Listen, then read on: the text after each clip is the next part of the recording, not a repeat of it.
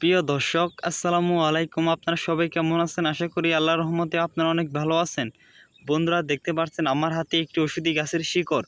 বন্ধুরা, এই ওষুধি গাছের শিকড়টি আপনারা যদি কবিরাজ নিমে আপনাদের মাজা ভরে অথবা আপনাদের শরীরে ধারণ করেন, তাহলে আপনাদের মাজা ব্যথা দূর হয়ে যাবে এবং শরীর ব্যথা দূর হয়ে যাবে। বন্ধুরা, এই ওষুধি গাছের সাথে আজকে আমি আপনাদের পরিচয় করে দেব। বন্ধুরা, তার আগে এই ওষুধি গাছটিকে আপনারা দেখে নেন। আপনারা কিন্তু অনেকেই আছেন যে বিভিন্ন ওষুধপাতি গাছগাছালি আপনারা ব্যবহার করে থাকেন, কিন্তু আপনারা সঠিক নিয়মে ব্যবহার করেন না বলে আপনারা কোনো কার্যকারিতা পান না।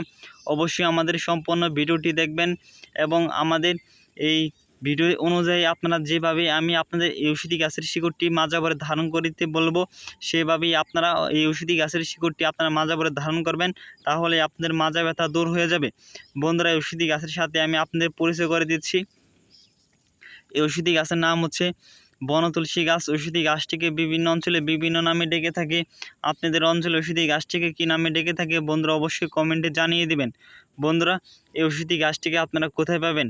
এই ওষুধি গাছটিকে যদি আপনারা একটু ভালোভাবে খোঁজ করে দেখেন, তাহলে কিন্তু ওষুধি গাছটিকে আপনারা বিভিন্ন রাস্তাঘাট, বিভিন্ন জঙ্গল বা কোনো পতিত ক্ষেতের আশেপাশে আপনারা খুব সহজে ওষুধি গাছটিকে আপনারা পেয়ে যাবেন। বন্ধুরা, আপনারা কিন্তু ডাক্তার কবিরাজের কাছে হাজার হাজার টাকা পয়সা নষ্ট করেছেন, কিন্তু আপনারা তারপরেও আপনারা কোনো সুচিকিৎসা পাচ্ছেন না বা আপনারা। বন্ধুরা, আর এই ওষুধি গাছটিকে কিন্তু একটি বিনে বসার একটি ওষুধি গাছ। এই ওষুধি গাছটিকে কিন্তু আপনাদের ব্যবহার করতে কোনো টাকা পয়সা লাগবে না। শুধু আপনারা একটু পরিশ্রম করে এই ওষুধি গাছের শিকড়টি খুঁজে নেবেন, তারপর ওষুধি গাছের শিকড়টি আপনারা মাজা ভরে ধারণ করতে হবে কবিরাজ নেমে। বন্ধুরা, আপনারা কিন্তু যদি কোনো রোগী বলতে পারেন যে ওষুধি গাছের এই শিকড়টি কোমরে ধারণ করার পর আমরা কোনো কার্যকারিতা পাই নাই বা আমাদের মাজা ব্যথা দূর হয় নাই, তবে আমরা আমাদের কবিরাজ চিকিৎসা ছেড়ে দেব। বন্ধুরা, অবশ্যই কমেন্টে জানিয়ে দেবেন। বন্ধুরা, ওষুধি গাছের এই শিকড়টি আপনারা কীভাবে আপনাদের মাজা ভরে ধারণ করবেন তা আমি আপনাদের বিস্তারিত নিয়মটি বলে দিচ্ছি। বন্ধুরা, তার আগে ওষুধি গাছটিকে তোলার জন্য একজন হাকিম, একজন গরুজির কাছ থেকে আপনাদের অনুমতি নিতে হবে। যদি কোনো পরিচিত ওস্তাদ বা হাকিম যদি না থাকে, অবশ্যই আমাদের কাছে অনুমতি নিয়ে ওষুধি গাছটিকে আপনারা তুলে নিতে পারেন। বন্ধুরা, অবশ্যই যারা আমাদের চ্যানেলটি সাবস্ক্রাইব করে দিয়ে আমাদের সাথে থাকবেন, তারা শুধু ওষুধি গাছটিকে তোলার জন্য আমাদের কাছে অনুমতি পেয়ে গেলেন।